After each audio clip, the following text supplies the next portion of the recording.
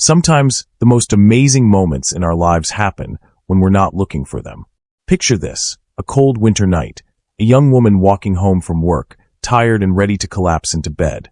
She sees a man at the bus stop, shaking from the cold, tears streaming down his face. What she does next, what happens because of that one choice, it's going to blow your mind. This isn't just a story about kindness. This is about how one small moment can completely change two broken hearts. It's about finding love when you least expect it, healing when you think it's impossible, and discovering that sometimes the person who needs saving might just save you right back. Before we start this incredible journey together, if you believe that one person can make a difference, hit that like button. And if you want more stories that'll make you believe in magic again, subscribe and ring that notification bell. Trust me, you're going to want to stick around for this one. Meet Sophie Martinez. 28 years old, works at Danny's Corner Cafe on 5th Street. You know the type of place: mismatched chairs, coffee that's strong enough to wake up a sleeping giant, and regulars who know each other's life stories. Sophie's been working there for 3 years now. Every morning at 6, she's there brewing the first pot of coffee.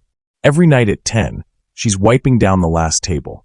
Her hands are always moving, refilling sugar dispensers, cleaning coffee machines, serving plates of apple pie to customers who barely look up from their phones.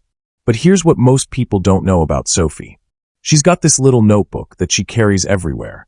Blue cover, worn at the edges from being stuffed in her apron pocket. During her breaks, when the cafe gets quiet, she pulls it out and writes. Stories, mostly. About the customers she serves, about the life she dreams of having, about becoming a real writer someday. Sophie's apartment is a tiny studio above the laundromat on Maple Street. Rent takes most of her paycheck. The heater barely works, so she layers sweaters and drinks hot tea to stay warm. Her mom calls every Sunday from Phoenix, always asking when she's going to get a real job or find a nice boy to settle down with. But Sophie's not giving up on her dreams. Not yet. On this particular Tuesday night in February, Sophie's shift ran late.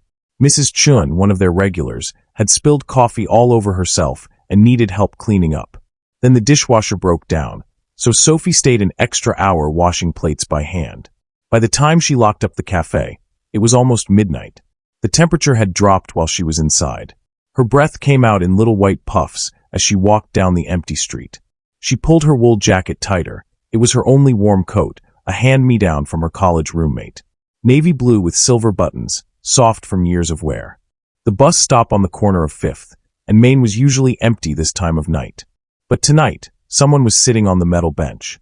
A man, maybe in his 40s, wearing just a thin sweater and jeans. No coat, no scarf, no gloves. He was shaking, not just from the cold, but like something inside him was breaking apart. His head was in his hands, and Sophie could see his shoulders moving up and down. Now, here's where most people would keep walking. It's late, it's cold, and you don't know who this stranger is or what his story might be. But Sophie's different. Maybe it's because she grew up with a single mom who always helped her neighbors. Maybe it's because she knows what it feels like to sit alone and feel like the world is too heavy to carry. Whatever the reason, Sophie's feet stopped moving. She stood there for a moment, watching this man who looked like he'd lost everything that mattered. The wind picked up, and she could see him shiver even harder. What would you do? Really think about it. You're tired, you want to go home, you've got your own problems to worry about. But there's this person, clearly struggling, clearly in pain. Do you keep walking? Or do you step forward into someone else's story? Sophie made her choice. She walked over to the bench. The man didn't look up, didn't even seem to notice her. Up close, she could see that his cheeks were wet. His hands were red from the cold. Hey, she said softly. Are you okay? He lifted his head then, and Sophie saw his eyes. Dark brown, completely empty, like someone had turned off all the lights inside. He looked at her for a long moment, then shook his head slowly. Without thinking about it, Sophie started taking off her jacket. Wait, he said. His voice was rough, like he hadn't used it in days. You don't need to. It's okay, Sophie said, wrapping the jacket around his shoulders. I live close by. You need this more than I do. The jacket was warm from her body heat. The man pulled it tight around himself, and for the first time, he stopped shaking. Thank you, he whispered. Sophie sat down next to him on the bench. Not too close. She didn't want to make him uncomfortable, but close enough that he'd know he wasn't alone. They didn't talk. They just sat there in the quiet night, two strangers sharing the kind of moment that changes everything. Sophie didn't know his name, didn't know his story, didn't know that she'd just given her coat to one of the richest men in the city. All she knew was that someone needed help, and she had something to give. After about 20 minutes, Sophie stood up.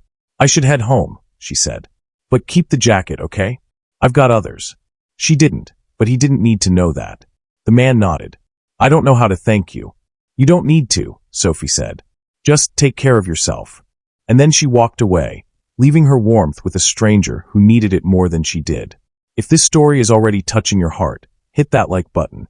Because what happens next, you're not going to believe it. The man sitting on that bench wasn't just anyone. His name was Daniel Harrison. And 6 months ago, every business magazine in the country knew that name. Daniel had built his company, TechFlow Solutions, from nothing. Started in his garage when he was 25, coding software that helped small businesses manage their finances. 15 years later, he was worth more than most people could count. His company employed over 2,000 people. His picture was on the cover of Forbes magazine twice. But money can't fix everything. And Daniel learned that the hard way. His daughter Emma was the center of his world. Bright, funny, creative, she loved to write stories just like Sophie did. Emma would sit in Daniel's home office while he worked, scribbling in her purple notebook, making up adventures about princesses and dragons and magical kingdoms where sad people always found their happy endings. When Emma got sick, Daniel threw everything he had at making her better.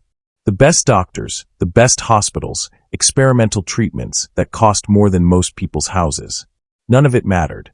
Sometimes, life just doesn't care how much money you have. Emma passed away on a Tuesday morning in September. She was only 8 years old. The funeral was attended by hundreds of people.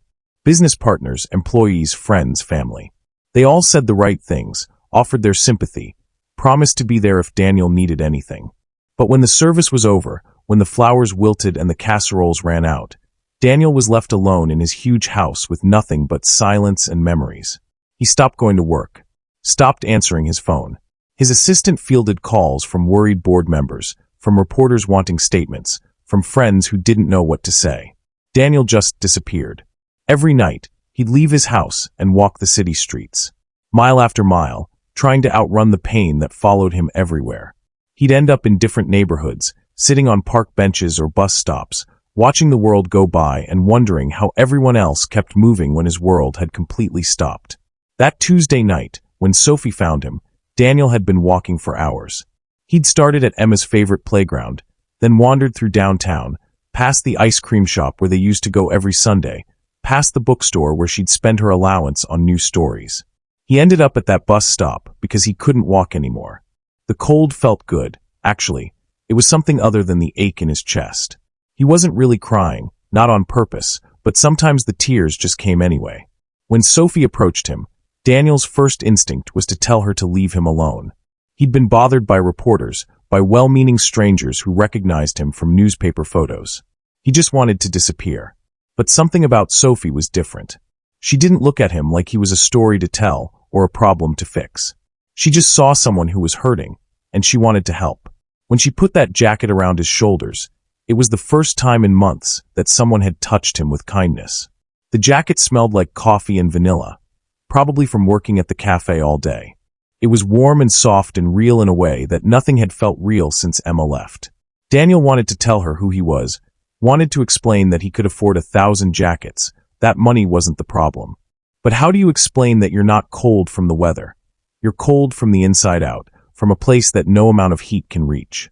So he just said thank you and let her kindness wrap around him like the jacket itself. After Sophie left, Daniel sat on that bench for another hour. For the first time in months, he wasn't thinking about what he'd lost. He was thinking about what he'd just been given, not the jacket, but the reminder that good people still existed. That even in the darkest moments, someone might appear and offer exactly what you need. He walked home that night wearing Sophie's jacket, and for the first time since Emma passed away, he didn't feel completely alone. Have you ever had a moment when a stranger's kindness changed everything for you? When someone you'd never met before showed up at exactly the right time? Let us know in the comments, because these moments happen more often than we think. And if you're still watching, if this story is drawing you in, make sure to like this video and subscribe. because Daniel's story with Sophie is just getting started. A week went by. Sophie had almost forgotten about the man at the bus stop. Not because she didn't care, but because life kept moving. Her heater finally gave up completely, so she spent 2 days calling repair companies she couldn't afford. The cafe got busy with the pre-Valentine's Day rush, and Sophie worked double shifts to cover for Jenny, who came down with the flu. She was thinking about buying a new jacket, maybe something from the thrift store on Cedar Street, when Marcus, the cafe's owner, handed her an envelope. "Someone dropped this off for you," he said. "Fancy-looking guy in a nice car. Didn't want to come in, just asked me to make sure you got it." The envelope was cream-colored thick paper, with her name written in careful handwriting. Sophie Martinez. No address, which was strange since the person who wrote it obviously knew where she worked. Sophie stuck the letter in her apron and forgot about it until her break. When she finally opened it, sitting in the back booth with a cup of coffee, her hands started shaking. The letter was written on matching paper, in the same careful handwriting. "Dear Sophie, you don't know me, but last Tuesday night, you saved my life. I know that sounds dramatic, but it's true. I was sitting at the bus stop on 5th and Main, and you gave me your jacket. More than that, you sat with me when I needed someone to sit with. I've been trying to figure out how to thank you, how to explain what your kindness meant to me. I don't think I can, not really. But I wanted you to know that what you did mattered. It mattered more than you could possibly understand. I still have your jacket. I hope that's okay. I know I should return it, but right now, it's the only thing that makes me feel warm. You asked if I was okay that night. I wasn't. I haven't been okay for a long time. But because of you, I think I might be able to find my way back to okay. Thank you for seeing me. Thank you for not walking away. Thank you for reminding me that there are still angels in this world. With more gratitude than words can express, DH. Sophie read the letter 3 times. Her coffee got cold while she sat there, trying to process what she was reading. Angels? Saved his life. She'd just given someone her jacket because he looked cold. But as she thought about it, she remembered the man's eyes. How empty they'd looked, how lost. Maybe her small act of kindness really had meant more than she realized. "Hey Sophie," called Janet from behind the counter. "Your break's over, honey. We've got customers waiting." Sophie folded the letter carefully and put it back in the envelope. For the rest of her shift, she found herself distracted, wondering about DH. What was his story? Why had he been so upset that night? And why did his letter sound like saying goodbye? During her lunch break the next day, Sophie wrote her own letter. She didn't have fancy paper, just a page torn from her notebook, but she wrote carefully. "Dear DH, thank you for your letter. It made me cry, the good kind of crying. I'm glad the jacket is keeping you warm, and I'm even more glad that you're still here to wear it. I don't know what you're going through, but I know that whatever it is, you don't have to go through it alone. Sometimes the hardest thing is just getting through one day, then another, then another. But each day you make it through is a victory. I hope you're taking care of yourself. I hope you're eating enough and sleeping enough and being kind to yourself, even when it's hard. You don't owe me anything, but if you ever need someone to sit with you at a bus stop again, I work at Danny's Corner Cafe on 5th Street. I make pretty good coffee, and I'm a decent listener. Your friend, if you'll have me, Sophie." She asked Marcus to put the letter on the community board by the front door, hoping that DH might see it if he came by. It was a long shot, but it felt important to respond, to let him know that his words had touched her too. 2 days later, Sophie came to work to find another envelope waiting for her. This time, Marcus said the man had come inside, ordered a black coffee, and sat in the corner booth for an hour before leaving the letter and going. "Quiet guy," Marcus said. Looked sad, but not in a scary way. More like, I don't know, like he was carrying something heavy. Sophie waited until her break to open this letter. Her hands were shaking again as she unfolded the paper. "Dear Sophie, you called me your friend. I can't remember the last time someone offered me friendship without wanting something in return. It means more than you know. I saw your letter on the board. I came into your cafe hoping to see you, but you weren't there. I wasn't brave enough to ask for you by name. Instead, I sat and watched your coworkers, trying to figure out which one was Sophie. There was a woman with dark hair who helped an elderly man find his glasses, who brought extra cream to a customer without being asked, who smiled at a crying baby until it laughed. I'm guessing that was you. I'm not ready to meet face to face yet. I'm not ready for a lot of things. But knowing that you're there, knowing that kindness like yours exists in the world, it's helping me take those days one at a time, like you said. Thank you for not thinking I'm crazy. Thank you for offering friendship to a stranger. Thank you for making me remember that there are still good people in this world. Your friend, yes, I'll have you. DH. P.S. You're right about the coffee. It's excellent. Sophie smiled as she read that last line. She looked around the cafe, wondering if he was watching even now, if he'd come back. Part of her hoped he would. Part of her was patient enough to wait until he was ready. What she didn't know was that Daniel had been coming to the cafe every day that week, always when she wasn't there, always sitting in that same corner booth, trying to work up the courage to introduce himself. He'd order coffee and watch her co-workers, picking up clues about who Sophie was from how they talked about her. Sophie's got such a good heart, he'd heard one waitress say. She brought in homemade soup for Jenny when she was sick. Did you see Sophie help that homeless guy last week? Another had said. Gave him her lunch and didn't make a big deal about it. Every story made Daniel more certain that Sophie was exactly who he thought she was, someone who saw people, really saw them, and cared about their stories. But he wasn't ready to tell his story yet. Wasn't ready to explain who he was, why he'd been sitting on that bench, what Sophie's kindness had pulled him back from. For now, these letters were enough. This friendship through words was enough. This reminder that he wasn't alone in the world was enough. If you've ever had a friendship that started in an unexpected way, tell us about it in the comments. And if you're enjoying this story, hit that like button and subscribe, because Sophie and DH's connection is about to get much deeper. 3 weeks passed. The letters kept coming, and Sophie looked forward to each one like a kid waiting for Christmas morning. DH was a beautiful writer. His words painted pictures of rainy afternoons and lonely coffee shops, and the way sunlight looked different depending on your mood. He asked about her dreams, her stories, what she hoped for when she imagined her future.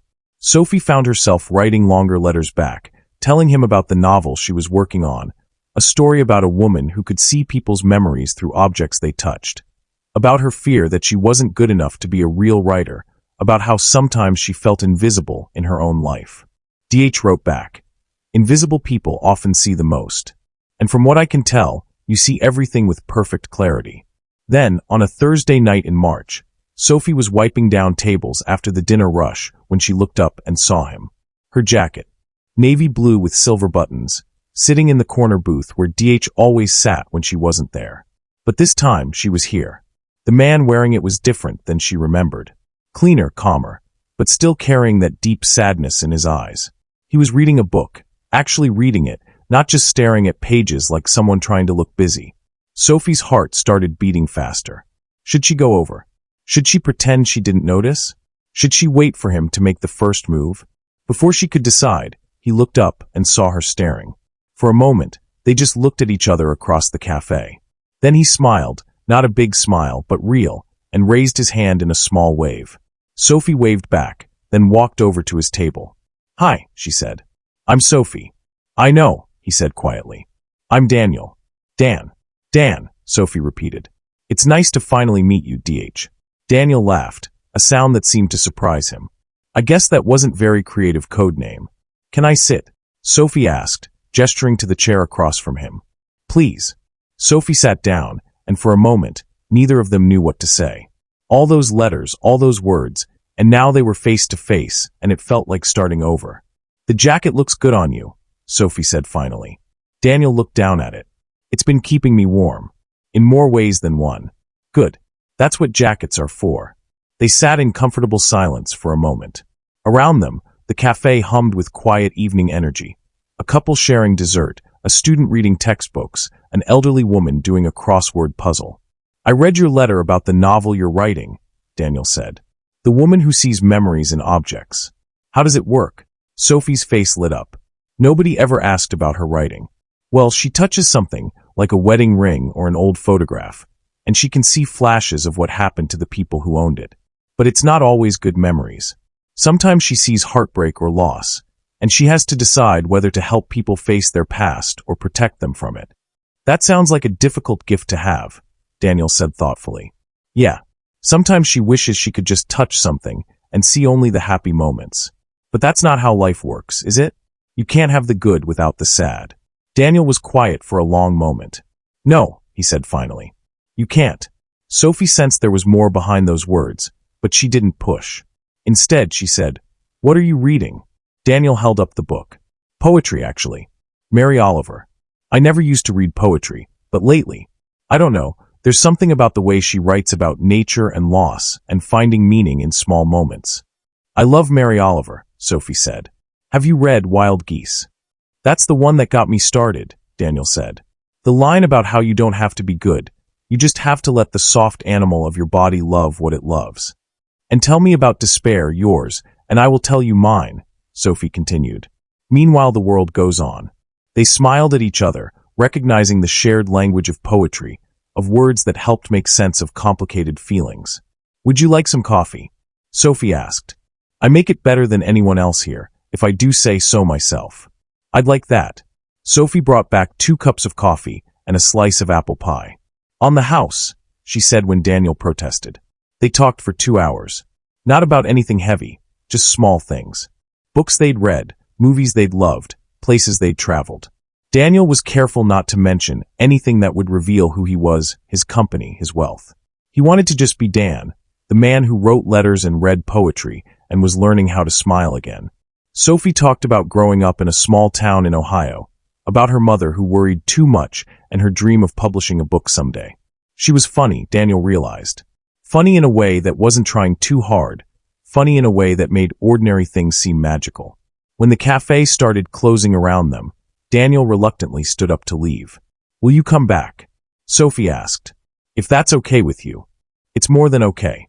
Daniel started to leave, then turned back. Sophie, thank you. For the jacket, for the letters, for tonight. I haven't felt this, normal, in a long time. You don't have to thank me for being my friend, Dan. Friend. Daniel carried that word home with him like a gift. The next night he came back. And the night after that. Slowly, carefully, they built something real between them. Daniel would arrive just before Sophie's shift ended, and they'd sit in the corner booth talking until Marcus kicked them out. Daniel learned that Sophie put extra whipped cream on hot chocolate for kids without charging for it, that she knew all the regulars' orders by heart, that she left encouraging notes in the tip jar for the other waitresses, that she carried Band-Aids in her apron because customers were always getting paper cuts from newspapers.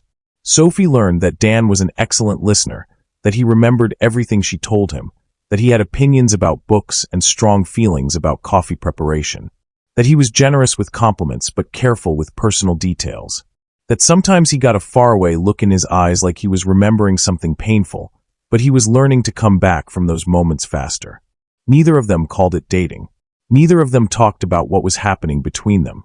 They were just 2 people who looked forward to seeing each other, who saved up stories throughout the day to share over coffee, who were slowly healing something in each other without even realizing it. But the universe has a way of complicating simple things. And Sophie's simple friendship with the mysterious man in her jacket was about to get a lot more complicated. If you've ever felt that spark of connection with someone new, you know how magical these early moments can be. Like this video if you're rooting for Sophie and Daniel, and subscribe for more stories about unexpected love. For 6 weeks, Sophie and Daniel lived in their perfect bubble. She was Sophie, the waitress with big dreams. He was Dan, the quiet man who read poetry and listened like her words were the most important thing in the world. Their routine was comfortable, predictable. Daniel would show up around 9:30, order black coffee, and wait for Sophie's shift to end. They'd talk until the cafe closed, sometimes walking slowly to Sophie's apartment afterward, neither of them wanting the evening to end. Daniel was careful. He paid for everything in cash. He never mentioned his last name or his work. When Sophie asked what he did for a living, he said he was between jobs and was taking time to figure out what came next. It wasn't exactly a lie. He hadn't been to his office in months. Sophie didn't push for details. She figured everyone had parts of their story they weren't ready to share yet. Besides, she was falling for Dan the person, not Dan the biography. And yes, she was falling. How could she not? He brought her books he thought she'd like. He asked thoughtful questions about her writing and remembered the answers. He noticed when she was tired and insisted on walking her home. He made her laugh with his dry observations about their fellow coffee shop customers. More than that, he made her feel seen.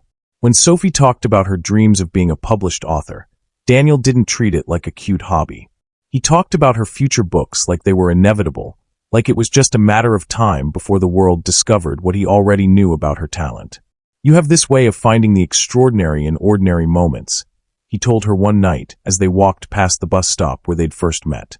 That's what the best writers do. They help people see magic they didn't know was there. Sophie had never had anyone believe in her like that. Her mother meant well, but she worried more about Sophie's financial stability than her artistic dreams.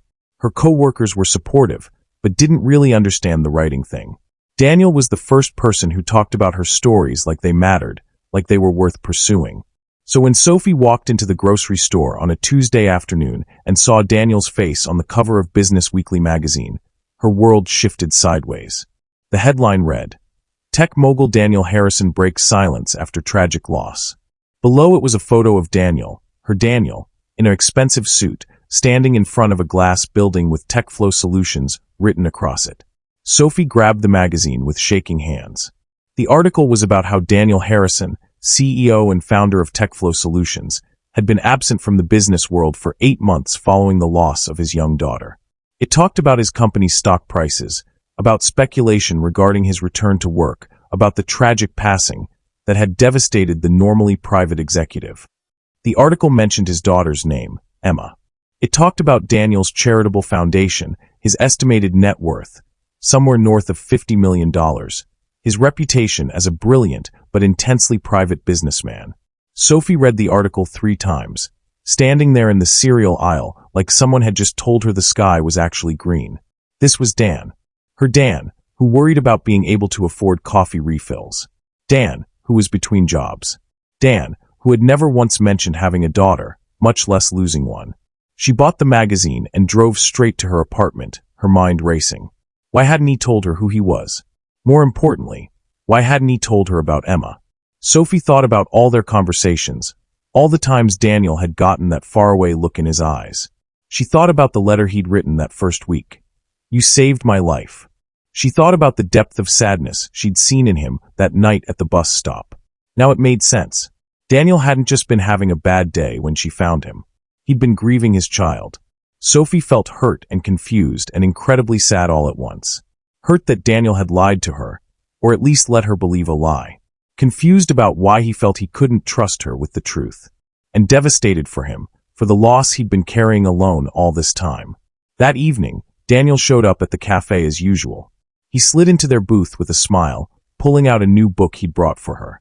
"I found this at the bookstore downtown," he said. "It's a collection of short stories about Daniel Harrison." The words came out flat, without emotion. Daniel's hand froze halfway to setting the book on the table. Sophie, CEO of TechFlow Solutions, net worth approximately $50 million, father of Emma Harrison, who passed away 8 months ago. Daniel closed his eyes. When he opened them, Sophie saw something she'd never seen before, fear. "I can explain," he said quietly. "Can you?" Sophie's voice was stronger now, fueled by hurt and confusion. "Because I've been trying to explain it to myself all afternoon, and I'm coming up empty." "How did you?" "Business Weekly. Your face is on the cover." Sophie pulled the magazine from her purse and set it on the table between them. "Funny thing about being rich and famous, people tend to take your picture." Daniel stared at the magazine like it was a snake. "I wasn't trying to lie to you." "No. Then what were you trying to do?" "I was trying to be normal," Daniel said, his voice barely above a whisper. "I was trying to be just Dan, a guy who drinks coffee and reads books and talks to a beautiful woman who treats him like he's worth her time." "You are worth my time," Sophie said. "But I thought I knew who you were. I thought we were friends. Friends don't lie to each other." "I wasn't lying about anything that mattered," Daniel said desperately. "I wasn't lying about enjoying your company or thinking you're an amazing writer or you weren't lying about having a daughter who passed away." The words hit Daniel like a physical blow. He flinched, and for a moment, Sophie saw the raw grief that he'd been hiding beneath his careful composure. "That's different," he said. "How is that different?" "Because talking about Emma means admitting she's gone. And if I admit she's gone, then I have to figure out how to keep living without her. And I don't know how to do that yet." Sophie's anger softened a little, but her hurt remained. "So you just what? Pretended to be someone else?" "I pretended to be someone who wasn't broken," Daniel said. "Someone who could sit in a coffee shop and talk about books and make you laugh without dragging you into my mess." "Your mess?" "Sophie, I was sitting on that bus stop because I didn't want to go home to an empty house. I was sitting there because I'd spent the day in my daughter's room, reading her stories and wishing I could trade places with her. I was sitting there because I couldn't figure out what the point was anymore. Sophie felt her heart crack open. Dan, you saved me that night. Not just with the jacket, but with your kindness. With seeing me as a person instead of a headline or a story or a tragedy. And then you kept saving me. Every time you laughed at something I said, every time you shared one of your stories with me, every time you made me remember what it felt like to be human. Daniel's voice was breaking now. I couldn't tell you about Emma because I couldn't bear the thought of you looking at me the way everyone else does. Like I'm something to be pitted or fixed or handled carefully. I needed you to see Dan, not Daniel Harrison, the grieving father. Sophie stared at him across the table. She could see the truth in his eyes now, the pain he'd been carrying, the fear of losing the one person who'd made him feel normal again. I don't know what to do with this, she said finally. I understand if you can't forgive me, Daniel said. I understand if this changes everything. But Sophie, please know that everything I said to you, everything I felt, that was real. That was the most real I've been since Emma passed away. Sophie picked up the magazine and stared at the photo of Daniel in his business suit. Then she looked at the man across from her, wearing her navy blue jacket, his eyes full of hope and terror. I need some time to think, she said. Daniel nodded. Of course. Sophie stood up, then hesitated. Dan, I'm sorry about Emma. I'm sorry you lost her, and I'm sorry you've been carrying that alone. Thank you, Daniel whispered.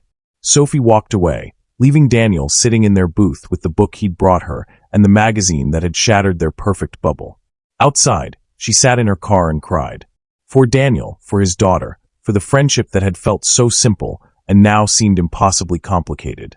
She didn't know how to move forward from here. But she knew she couldn't just walk away from someone who was hurting so deeply, even if he had hurt her too. Have you ever discovered that someone you cared about wasn't who you thought they were? How did you handle it? Let us know in the comments. And if you're still invested in Sophie and Daniel's story, hit that like button, because their journey is far from over. For 2 weeks, Sophie didn't go to the cafe after her shift ended. She couldn't bear the thought of seeing their empty booth, of waiting for Daniel to show up, and having to decide all over again whether to stay or go. Instead, she went straight home to her tiny apartment and wrote. She wrote like her life depended on it, filling page after page in her blue notebook. She wrote about grief and secrets and the complicated nature of trust. She wrote about a man who loved so deeply that losing that love nearly destroyed him. She wrote about a woman who had to choose between protecting her heart and opening it to someone else's pain. Marcus noticed the change immediately. You okay, kiddo? He asked one afternoon when Sophie was mechanically refilling salt shakers. You seem, I don't know, somewhere else. Just working through some stuff, Sophie said. Does this have anything to do with that guy who used to come in every night? Haven't seen him around lately. Sophie's hands stilled. He's been coming in? Every night for the past 2 weeks, Marcus said gently. Orders a black coffee, sits in that corner booth, waits until closing. Never asks about you, but I can tell he's hoping you'll show up. Sophie's heart did something complicated in her chest. He's been waiting for me? Seems like it. Look, I don't know what happened between you two, but that man looks like someone who's lost everything that matters to him. Maybe he already has. Maybe he's just afraid of losing something else. That night, Sophie couldn't concentrate on her writing. She kept thinking about Daniel sitting alone in their booth, waiting for her to forgive him. She thought about the magazine article, about his daughter Emma, about the weight of grief he'd been carrying. She also thought about his letters, about the way he'd listened to her dreams, about how he'd made her feel like her stories mattered. Had all of that been fake? Or had it been the most real thing about him? On Friday night, Sophie made a decision. Instead of going home after work, she walked to the used bookstore on Cedar Street. She browsed the poetry section until she found what she was looking for, a collection of Mary Oliver's work. She flipped to Wild Geese and read the familiar words. You do not have to be good. You do not have to walk on your knees for 100 miles through the desert repenting. You only have to let the soft animal of your body love what it loves. Sophie thought about love, how it was messy and complicated and never showed up the way you expected it to. She thought about how Daniel had been trying to protect both of them by hiding his pain, and how that protection had ended up hurting them both. She bought the book and walked back to the cafe. Through the window, she could see Daniel sitting in their booth, staring at an untouched cup of coffee. He looked thinner than she remembered, more fragile. Sophie took a deep breath and walked inside. Daniel looked up when he heard the door chime. His face went through a series of emotions: surprise, hope, fear, resignation.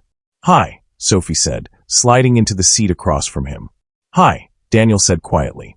"I wasn't sure I hoped, but I brought you something." Sophie set the poetry book on the table between them. Page 47. Daniel opened the book and found the poem. He read it silently, and Sophie watched his face soften. "She's talking about forgiveness," he said finally. "She's talking about love," Sophie corrected. "About how love means accepting the whole person, not just the easy parts." Daniel looked up at her. "Sophie, let me go first," Sophie said. "I've been thinking about this for 2 weeks, and I need to say some things." Daniel nodded. "I was hurt," Sophie said. "Not just because you didn't tell me about your money or your company, but because you didn't trust me with your grief. With Emma. I felt like you thought I couldn't handle your real story. I'm not finished." Sophie's voice was gentle but firm. "But then I realized something. You weren't hiding from me. You were hiding from your pain. And sometimes, when we're drowning, we can't always make the best choices about who to reach for." Daniel's eyes filled with tears. "I also realized," Sophie continued, "that everything that mattered between us was true. The way you listened to my dreams, the way you made me laugh, the way you believed in my writing. That wasn't Daniel Harrison, CEO. That was Dan, my friend. And that's who I fell for." "Fell for?" Daniel's voice was barely a whisper. Sophie blushed. "Yeah, I fell for you. The real you, not the version of you that was trying to be normal. I fell for the man who carries so much love for his daughter that losing her nearly broke him. I fell for the person who writes beautiful letters and notices when other people are hurting." Daniel reached across the table and took her hand. "I fell for you too. I fell for your kindness and your dreams and the way you see magic in ordinary moments. I fell for how you made me remember that life could still hold good things, even after losing the best thing." They sat there holding hands across the table, in the cafe where they'd built their friendship, surrounded by the quiet sounds of Marcus cleaning up for the night. "So where does that leave us?" Sophie asked. "I don't know," Daniel admitted. "I'm still figuring out how to live without Emma. I'm still not sure I know how to be in the world again. And I'm terrified of hurting you again. What if we figured it out together?" Sophie suggested. "What if we took it slow and honest this time? No secrets, no pretending to be someone we're not." Daniel squeezed her hand. "I'd like that. But Sophie, you need to know, grief isn't something that just goes away. Emma will always be part of my story. Some days will be harder than others." "Good," Sophie said. "I don't want you to stop loving her. I don't want you to pretend she didn't matter. I want to know about her, if you're willing to share." Daniel smiled through his tears. "She would have loved you. She loved stories, just like you do. She used to say she wanted to write books that made sad people feel better. She sounds amazing." She was. She was funny and brave, and she never met a stranger. She would have walked right up to you and demanded to know your favorite book, and then she would have told you 3 stories about why hers was better." Sophie laughed. "I would have loved that. Would you?" Daniel hesitated. "Would you like to see some of her stories sometime? She wrote in this purple notebook, and they're really good." "I would be honored," Sophie said. Marcus appeared at their table with the check and a knowing smile. "You two work things out." "We're getting there," Sophie said. "Good. You're both too stubborn for your own good, but you're perfect for each other." As they walked out of the cafe together, Daniel said, "There's something else I need to tell you. I've been thinking about going back to work, but not the same way as before. I want to do something that matters, something Emma would be proud of." "What did you have in mind?" "A foundation. For young writers, especially kids who don't have the resources to pursue their dreams. Writing workshops, scholarships, mentorship programs. I want to help other people tell their stories." Sophie stopped walking. "Daniel, that's beautiful. I was hoping. If you're interested, maybe you could help me run it? You understand writers, you know what they need. And Emma always said the best stories come from people who really understand what it's like to dream big." Sophie felt her heart expand. "Are you offering me a job?" "I'm offering you a partnership. In the foundation, and maybe in other things too if we get there." Sophie stood on her tiptoes and kissed him softly. It was their first kiss. They're under the streetlight outside the cafe where they'd found each other again. "Yes," she said against his lips. "Yes to all of it." As they walked home together, Sophie thought about second chances and the strange ways that love shows up in our lives. Sometimes it comes disguised as kindness to a stranger. Sometimes it comes wrapped in grief and hope and the courage to trust again. And sometimes, if you're really lucky, it comes with the promise of building something beautiful together, something that honors both the love you've lost and the love you've found. If you believe in second chances and the power of love to heal even the deepest wounds, smash that like button and subscribe for more stories that will restore your faith in happy endings. 6 months later, Sophie was standing in the conference room of what used to be Daniel's corporate office, watching him explain their plans to a room full of potential donors and board members. The Emma Harrison Foundation for Young Writers, he was saying, will provide scholarships, mentorship, and publishing opportunities for aspiring authors between the ages of 8 and 18. Our goal is to ensure that financial circumstances never prevent a young person from pursuing their passion for storytelling. Sophie watched Daniel speak with confidence and purpose she'd never seen in him before. This wasn't the broken man she'd found at the bus stop, or even the careful Dan who'd hidden his identity in their cafe. This was someone who'd learned to carry his grief without being crushed by it, someone who'd found a way to turn his loss into something that could help others. After the presentation, when the donors had left with promises to support the foundation, Daniel found Sophie arranging papers at the conference table. "So," he asked, "what did you think?" "I think Emma would be incredibly proud of her dad," Sophie said, smiling up at him. Daniel's face softened. "I hope so. I really hope so." Over the past 6 months, Daniel had slowly opened up about his daughter. He'd shown Sophie Emma's purple notebook, filled with stories about talking animals and magical kingdoms and brave little girls who saved the day. Sophie had cried reading them, not just because they were beautiful, but because she could see so much of Daniel's heart in his daughter's words. He'd also shown Sophie Emma's room, which he'd left exactly as it was. Pink walls covered with her artwork, a bookshelf stuffed with stories, a desk where she used to sit and write her tales. It had been hard for Daniel to share that space, but Sophie understood how important it was. "She's still part of your life," Sophie had said, running her fingers along the spines of Emma's books. "She always will be." "Does that bother you?" Daniel had asked. "Having a relationship with someone who's still in love with someone he lost." "You don't stop loving people because they're gone," Sophie had replied. "I wouldn't want you to. Emma made you who you are. She's part of what makes you such a good man, such a caring father, such a person worth loving." That conversation had been a turning point for them. Daniel stopped apologizing for his grief, and Sophie stopped worrying that she was competing with a memory. Instead, they found ways to include Emma in their relationship, visiting her favorite ice cream shop, reading her stories together, talking about what she would think of the foundation they were building in her name. The foundation became their shared passion project. Sophie left her job at the cafe, though she still stopped by regularly to see Marcus and her former coworkers, and threw herself into creating writing programs that would have excited Emma. They organized workshops at local libraries, partnered with schools and underserved communities, and created an online platform where young writers could share their work and get feedback from mentors. Their first scholarship recipient was a 12-year-old girl named Maria who wrote poetry about her immigrant family's journey to America. When they called to tell her she'd won, Maria cried so hard she couldn't speak. Her mother took the phone and said, "Thank you for believing in my daughter's dreams." "That's what we're here for," Sophie had said, and meant it completely. As their professional partnership grew stronger, so did their personal relationship. They moved slowly, carefully, building trust through honesty and shared purpose. Daniel bought a smaller house. The mansion where he'd lived with Emma held too many painful memories, and Sophie helped him decorate it with warmth and light. They had their difficult days. Sometimes Daniel would withdraw into his grief, and Sophie learned to give him space while making sure he knew she wasn't going anywhere. Sometimes Sophie felt overwhelmed by the intensity of Daniel's loss, worried that she could never measure up to the love he'd had for Emma, and Daniel learned to reassure her that love doesn't work like a pie. There wasn't less of it because he'd loved his daughter so much.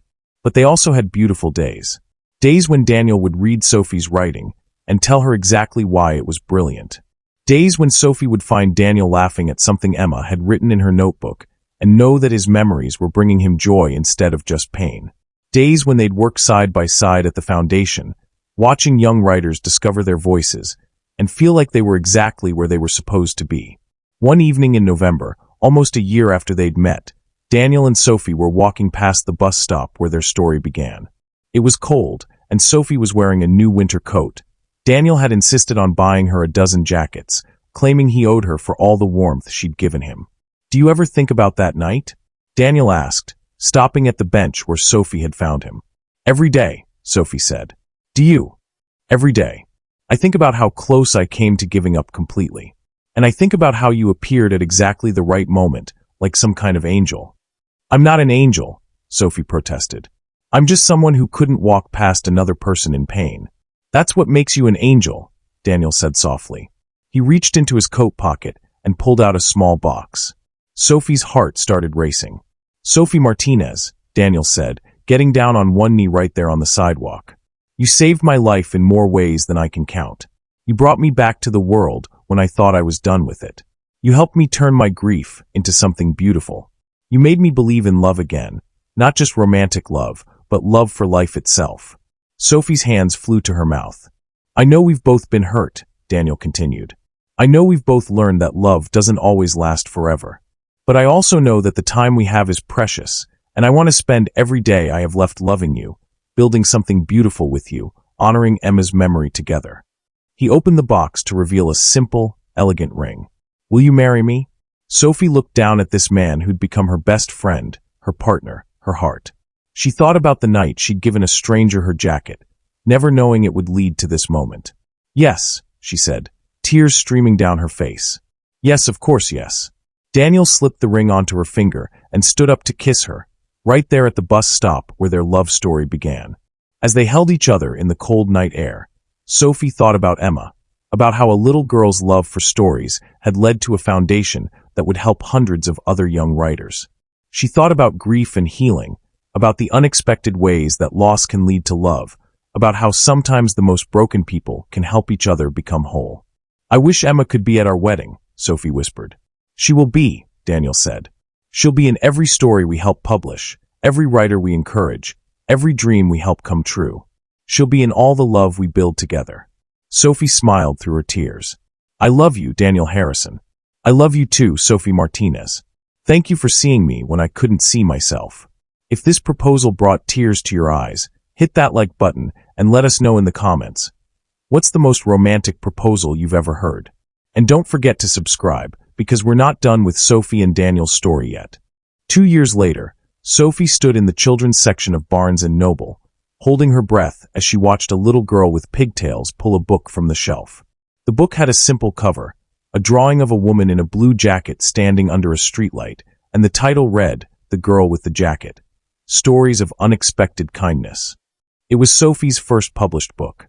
Not a novel, but a collection of short stories inspired by real acts of kindness she'd witnessed and experienced. The title story was about a waitress who gives her coat to a stranger and discovers that small gestures can change everything. "Mommy, can we get this one?" the little girl asked, holding up Sophie's book. "What's it about, sweetheart?" "It says it's about kindness and how it makes magic happen." Sophie smiled and moved on to the next aisle, not wanting to eavesdrop, but feeling her heart swell with pride and gratitude. The book launch party was being held at Danny's Corner Cafe, which Marcus had graciously closed early so they could celebrate. The space was packed with people from their old life and their new one, Sophie's former co-workers, Daniel's business associates, kids from their foundation programs, and dozens of supporters who'd become friends. Emma's purple notebook sat on a special display table, open to one of her stories about a princess who used magic words to heal people's hearts. Next to it was a framed photo of Emma at her desk, pencil in hand, tongue poking out in concentration. "She would have loved tonight," Daniel said, appearing at Sophie's elbow with 2 cups of coffee. "She would have demanded to read next," Sophie agreed, accepting her cup gratefully. Daniel had been right about Emma's personality. Through his stories and her notebook, Sophie had come to know the little girl who would have been her stepdaughter. Emma had been confident, funny, and absolutely convinced that stories could fix anything. In a way, she'd been right. "Ladies and gentlemen," Marcus called out, tapping a spoon against his coffee mug. "If I could have your attention, please." The crowd quieted down, turning toward where Sophie and Daniel stood near the corner booth where they'd fallen in love. 2 years ago," Marcus began, "a young woman who worked for me gave her jacket to a stranger at a bus stop. That act of kindness didn't just change 2 lives. It created something beautiful that's touched all of us." There was a murmur of agreement from the crowd. Sophie, would you like to say something about your book? Sophie stepped forward, her hands shaking slightly. Public speaking still made her nervous, but she'd gotten better at it through their foundation work. Thank you all for being here, she began. When I started writing these stories, I thought I was just processing my own experiences. But I realized that every story in this book exists because someone somewhere chose kindness over indifference. She looked around the room at all the faces. People who'd supported her dreams, who'd believed in the foundation, who'd helped create the community she and Daniel had built together. The story that gives this collection its title is about a night when I met someone who needed help. But the truth is, I needed help too. I just didn't know it yet. I needed to remember that my dreams mattered, that my stories had value, that love could show up in the most unexpected ways. Sophie found Daniel in the crowd. He was standing near Emma's display, smiling at her with tears in his eyes. This book exists because a little girl named Emma Harrison believed that stories could heal people. She was right. Her father has spent the last 2 years proving that love doesn't end when someone we care about leaves us. It just finds new ways to grow. The crowd was completely silent now, hanging on every word. The Emma Harrison Foundation has helped over 300 young writers pursue their dreams in the past 2 years. We've published 12 books by teenagers, funded 50 writing workshops, and provided scholarships to kids who thought college was impossible. Emma never got to grow up and become the writer she dreamed of being, but her spirit lives on in every story we help bring to life. Sophie wiped her eyes, smiling through her tears. So when you read these stories, remember that kindness creates ripples. That stranger you help today might write a book tomorrow. That child you encourage might change the world. That person you see, really see, might just be the love of your life waiting to happen. The applause was thunderous. People were crying, hugging each other, sharing their own stories of unexpected kindness. Sophie felt overwhelmed by the love in the room, by the community they'd accidentally created through their shared belief in the power of stories. Later, after most of the guests had gone home, Sophie sat in their old booth with Daniel, Marcus, and a few close friends. Her book was stacked on the table between empty coffee cups and crumpled napkins. "So what's next?" asked Jennifer, one of the foundation's board members. "Another book?" "Actually," Sophie said, looking at Daniel, "we have some news." Daniel took her hand and smiled. "Sophie's pregnant." The table erupted in excited congratulations. Marcus jumped up to hug them both, and Jennifer immediately started planning a baby shower. "Boy or girl?" someone asked. "We don't know yet," Sophie said, "but we've already picked out names." "If it's a girl," Daniel said softly, "we're naming her Emma Rose. Emma for obvious reasons. And Rose because Sophie's middle name is Rose, and because roses grow from difficult ground and become beautiful." "And if it's a boy?" Marcus asked. "James Marcus," Sophie said, smiling at their friend. "Marcus because you gave me a job when I needed one, and because you introduced us by passing along Daniel's letters." Marcus teared up. "I'm honored." As the evening wound down and they said goodbye to the last of their friends, Sophie and Daniel found themselves alone in the cafe where they'd built their love story. "Do you think she knows?" Sophie asked, looking at Emma's photo on the display table. "I think she's been watching over us this whole time," Daniel said. "I think she's proud of what we've built." Sophie picked up Emma's notebook and carefully turned to a story near the back. It was about a sad king who learns to smile again when a brave knight brings him stories from the kingdom. At the bottom, in Emma's careful 8-year-old handwriting, she'd written, "Sometimes the best magic is just being kind to someone who's having a hard day." "She really was wise, wasn't she?" Sophie said. "The wisest person I ever knew," Daniel agreed. "And she would have loved you so much." Sophie closed the notebook gently and placed it back on the table. "I hope our baby gets her love for stories. And your kind heart," Daniel said, pulling Sophie close. "And your gift for seeing magic in ordinary moments." They stood there in the quiet cafe, surrounded by the echoes of all the conversations they'd had, all the dreams they'd shared, all the love they'd built together. Outside, snow was beginning to fall, covering the bus stop where their story had begun. "Ready to go home?" Daniel asked. "Ready," Sophie said. As they walked out into the snow, Sophie thought about the girl she'd been 2 years ago, lonely, dreaming of being a writer, carrying her stories in a blue notebook and her heart on her sleeve. She never could have imagined that giving away her jacket on a cold night would lead to all of this. A published book, a successful foundation, a husband who believed in her dreams, and a baby on the way.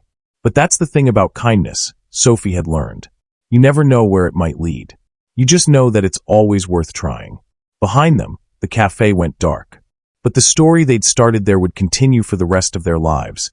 In the books they'd help publish, the writers they'd encourage, and the love they'd keep building together, one kind act at a time.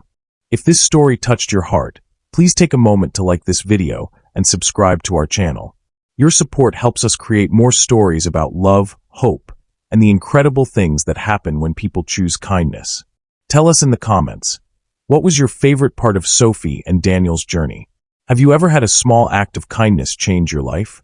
Do you believe that love can heal even the deepest wounds? And remember, you never know when you might be someone's Sophie, offering exactly what they need at exactly the right moment. Keep your hearts open, keep choosing kindness, and keep believing in the magic of unexpected love. Thank you for joining us for this beautiful story. We'll see you next time with another tale that will remind you why love always wins in the end. Until then, keep spreading kindness wherever you go. You never know whose life you might change with a simple act of compassion. Subscribe now, and let's keep sharing stories that make the world a little brighter, one video at a time.